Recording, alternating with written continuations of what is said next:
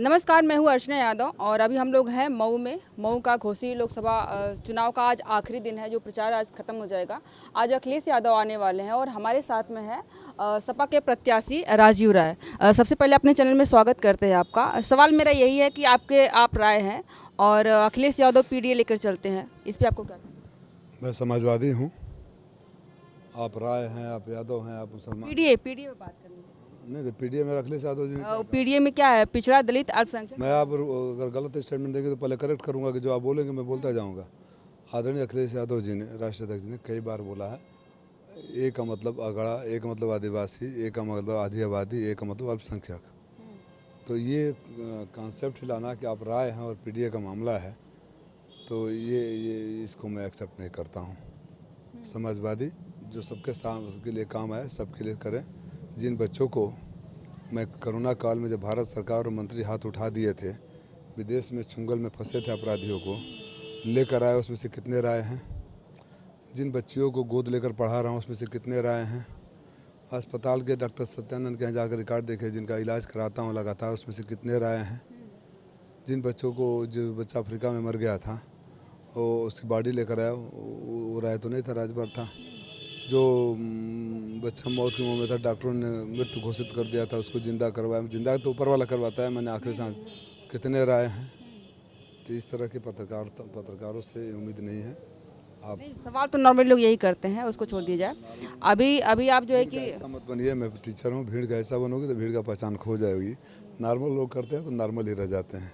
Normal से ऊपर उठ के चलना हो। अभी आप महिला हो, यंग हो, आपके सामने कैरियर है, तो थोड़ा सा भीड़ इस हिस्सा से अलग बात करोगे तो अलग। इसके बारे में लोग बात करते हैं नॉर्मली कि अखिलेश यादव पीडीए लेकर के चल रहा है, उसमें जनरल कहाँ गया? उसमें जनरल कहाँ गया? पीडीए में अखिलेश यादव ने बताएंगे कि आप डेफिनेशन बताओगे? वही मतलब सवाल लोग करते, सवाल मैंने किया। अभी जो है कि मोदी जी चार हताशा निराशा में हैं, वो खोजते रहते हैं क्या मिले इनमें। क्या आप बताइए, आप पत्रकार हैं, क्या आदरणीय अखिलेश यादव जी कई मौक़ों पर ये नहीं कहा है ऐसे हैं, तो फिर बात खत्म हुई। अभी जो है कि चुनाव का आज आखिरी दिन है। आपने आपको मतलब कि कहाँ देखते हैं आप? कितना उम्मीद लग रहा है कि मतलब आने वाला है? उम्मीद नहीं, पूरा भरोसा है मुझे जो घोसी के मालिकों पर, घोसी की जनता पर। जो 3 चेहरे हैं मुख्य रूप से, उसमें सिर्फ एक ही आप पत्रकार, आप अपने भी लाइब्रेरी में या मित्रों की लाइब्रेरी में, आर्काइव में खोजेंगी तो मेरे अलावा कोई चेहरा नज़र नहीं आएगा जो कोरोना में, लॉकडाउन में, बाढ़ में, कटान में, गरीबों के इलाज में, कहीं भी मौत हो, खुशी हो, उसके अलावा और कोई नज़र आया। क्योंकि बाकी दोनों प्रत्याशियों को आपको पता है, हर चुनाव में अलग जगह अलग पार्टी से लड़ना। बसपा वाला हर चुनाव में सिर्फ किसी न किसी पार्टी का टिकट ले जाना और 5 साल के लिए गायब हो जाना। तो जनता के बीच में रहेगी, जनता उसी को आशीर्वाद देगी ना। पार्टियों का ये भी होता है कि जो प्रत्याशी होते हैं इधर उधर, जैसे आपने कहा कि कभी इनके कहाँ कभी उनके यहाँ, क्या आप भी जो है कि कभी समाजवादी पार्टी को छोड़कर किसी अन्य दल में जाना चाहेंगे? भारत सरकार तक आजमा ली यार।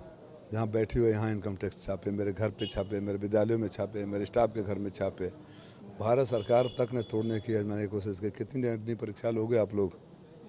जैसे जिस इनकम टैक्स के छापे में लोग तुरंत वॉशिंग मशीन में धुलने चले जाते हैं, सिद्धांत वसूल बदल देते हैं, वहाँ भी मैं टिका रह गया। टिकट न मिलने पर, टिकट कट जाने पर लोग बदल देते हैं पार्टी, वहाँ भी मैं टिका रह गया। अब तो अग्नि परीक्षा ऊपर वाला भी अलाउ नहीं करेगा कि मेरी कोई अग्नि परीक्षा ले। अब मोदी सरकार कह रही है कि 400 पार अब की बार जाएंगे, क्या लगता है कि कितना तक जाएगी? सही कह रहे हैं मोदी, क्या गलत करें? 400 हमारा है, 400 पार उनका होगा। आप बोलते सड़क उस पार हमारा है, तो सड़क तक तो हमारा हुआ ना। तो 400 तक इंडिया गठबंधन का, 400 पार की जो सीटें बची हैं उनको दे दिया जाएगा। अखिलेश यादव का एक बयान वायरल होता है जिसमें कहते हैं कि राहुल गांधी भी एक अच्छी पार्टी, कांग्रेस भी अच्छी पार्टी नहीं, उसके साथ उसको भी वोट देने लायक नहीं है। अभी बार जो है कि राहुल गांधी के साथ ही इंडिया गठबंधन में एक दल बनाया लोगों ने। पार्टी को, राजनीति को कैसे देखते हैं? कोई इस तरह की राजनीति नहीं, आप बताइए, 2 पार्टियों में किसी विचार पर मतभेद हुआ और फिर आपसी उन मुद्दों को सुलझाकर गठबंधन हो गया। राजनीति को कैसे देखते हैं? सुनिए ना, राजनीति को मैं ऐसे देखता हूँ कि जो माननीय प्रधानमंत्री जी अजीत पवार को नेचुरली करप्ट पार्टी 3 दिन पहले कहते हैं 70,000 करोड़ का घोटाला, 3 दिन के अंदर उसको उप मुख्यमंत्री बना देते हैं। नारायण राय में पर ईडी की बढ़ता है, मुख्य हाँ, तो ईडी का था ना, ईडी सीबीआई का छापे की वजह से था, यहाँ पे तो कुछ नहीं था ऐसा। तो वहाँ जो छापे वाले हैं उसको मुख्यमंत्री गवर्नर बना दिया गया। यहाँ 2 पार्टियों के बीच किसी मुद्दे पर मतभेद है, मुद्दों को सुलझा लिया, कई राउंड के डिस्कशन से हुआ ना। आपके परिवार में आपके भाई बहन से भी झगड़ा हो जाता है, तो बहन मुझे ये अच्छा नहीं लगता, भाई मुझे ये अच्छा नहीं लगता, अच्छा ठीक तुम ये मत करना, हम ये नहीं करना, हो जाता है ना। जहाँ जेल क्या बोल रहे थे वो मुख्यमंत्री भंडारी, चक्की पीसिंग, कहाँ चक्की पीसिंग, तो बगल में वो हो गए हैं। जिन लोगों को जेल भेज रहे थे उनको मंत्री, मुख्यमंत्री, गवर्नर तक बना दिए। तो उन लोगों का कहने का, उन लोगों को सवालों का जवाब कोई नहीं देगा। समाजवादी पार्टी की तरफ से यादव और मुस्लिम वर्ग तो यमवाई समीकरण जो होता है वो तो हो जाएगा, लेकिन जो जनरल वर्ग है इसको आप कैसे कन्विंस करेंगे वोट देने, क्योंकि वो कहीं ना कहीं भाजपा की तरफ होता है।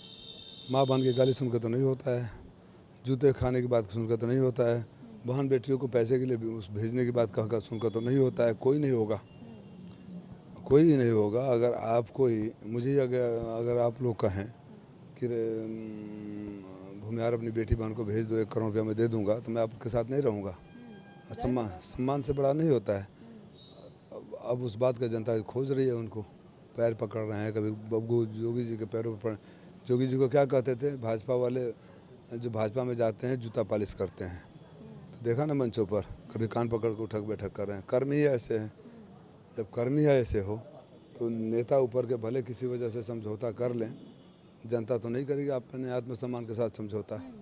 किन किन मुद्दों पे लड़ाई लड़ रहे हैं आपकी बात, क्योंकि महंगाई, बेरोजगारी और अशिक्षा की बातें तो की जा रही है, इसके अलावा कौन कौन से, और इसको डिफाइन करना चाहेंगे तो कैसे सॉल्व होगा ये आगे आने 5 सालों में या 10 सालों में? स्वर्गीय कल्पनाथ राय जी के बाद यहाँ किसी ने कुछ नहीं किया। हमारी सरकार थी, आप आजमगढ़ से हैं तो आजमगढ़ से जिस 4 लेन पर आई हो, वो 4 लेन राजीव राय के निवेदन पर, लेटर हेड पर समाजवादी पार्टी की सरकार ने बनाया था।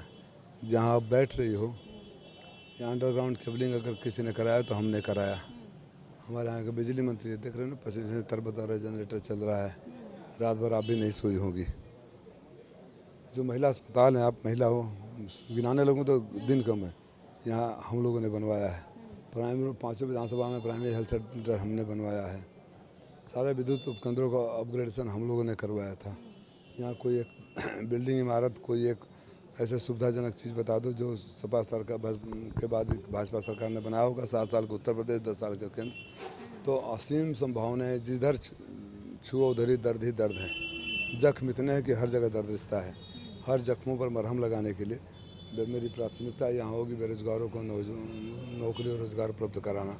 चूँकि मेरा स्पेशलाइजेशन है, मैं उसमें सब्जेक्ट एक्सपर्ट हूँ, तो मैं ये ज़रूर वादा करता हूँ कि 5 साल के कार्यकाल पूरा होने से पहले अंतिम सत्र में जब मैं खड़ा होऊंगा तो इस रिपोर्ट कार्ड के साथ खड़ा होऊंगा कि घोसी के सबसे ज़्यादा नौजवान नौकरी और रोज़गार पाएँ पूरे देश में। रोजगार मतलब सरकारी नौकरी होती है, या फिर जो है कि जैसे कि मोदी जी कह रहे हैं कि ठेला लगाना, या फिर जो है कि दुकान लगाना? नहीं, रोज़गार का मतलब नहीं है। मैं एकेडमिशियन हूँ। आपकी जो क्षमता है, आपका जो टैलेंट है, जो आपकी योग्यता, टैलेंट योग्यता एक ही होता है। आपकी जो एक योग्यता है उसके हिसाब से आपको नौकरी, रोज़गार चाहे जो भी मिले, जिसमें अगर आपके योग्यता के हिसाब से आपको काम दिया जाएगा तो आप उसमें बेहतर करोगे, और आप उसमें बेहतर करोगे तो राष्ट्र के लिए बड़ा कंट्रीब्यूशन होगा। मजबूरी में कोई बोल दे कि नाली से गैस निकाल कर चाय बना लो, पकौड़े छल लो। अब तो यहाँ जो हमारे प्रत्याशी आए हैं, इनके बाबूजी मंत्री हैं, मंच पर खड़ा होकर कहते हैं कि गाड़ियों को लूट लो, दरोगा को थोड़ा घूस दे दो। ये भी तो रोज़गार बता रहे हैं ना।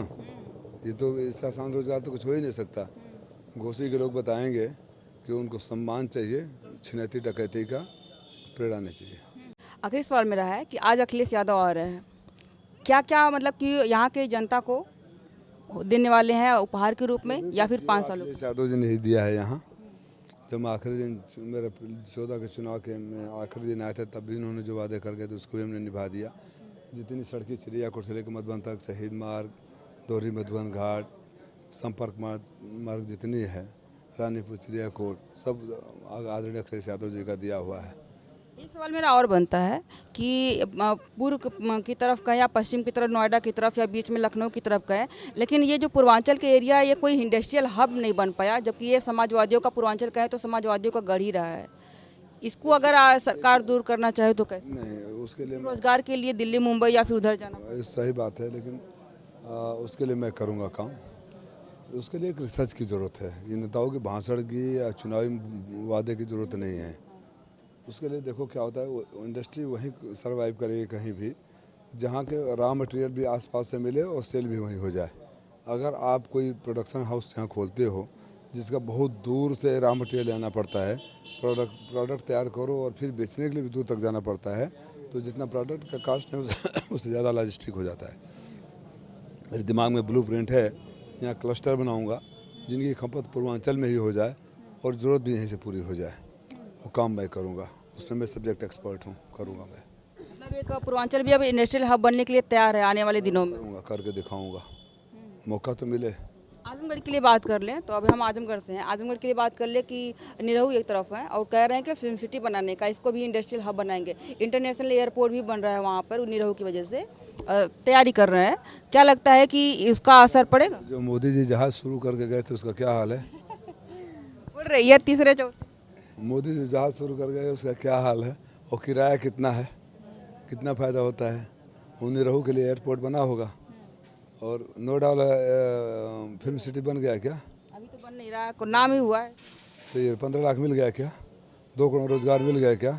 देश का कर्जा उतर गया क्या? 85 करोड़ लोगों को 5 किलो अनाज पर जिंदा रख कर दुनिया में डंका बच गया क्या? नाली से गैस निकाल कर और बादलों में रडार को जहाज़ों को रडार से छुपाकर विश्व गुरु बन गए क्या? देश का मजाक बना दिए हैं लोग, हंसते हैं लोग। देखिए इंटरनेशनल स्तर पे तो भारत का नाम तो हुआ ही है। अगर टॉप 10 में मतलब कि विश्व में सबसे ज़्यादा फेमस जो है प्रधानमंत्री अगर गूगल में सर्च किया जाए तो उसमें कैसे गूगल में आप ही को मैं फेमस कर देता हूँ, एसईओ करिए। हाँ, ये आपने सही कहा आपने। वर्ल्ड के में कैसे फेमस होता है? डॉलर के रुपए की कीमत क्या है? इसी सरकार ने, इसी भाजपा नेताओं ने, सुषमा स्वराज ने, मोदी जी ने कहा था ना, जैसे जैसे रुपए की कीमत नीचे गिरती है देश का सम्मान नीचे गिरता जाता है। रुपए की कीमत क्या है? करप्शन कितना नीचे गिर गया?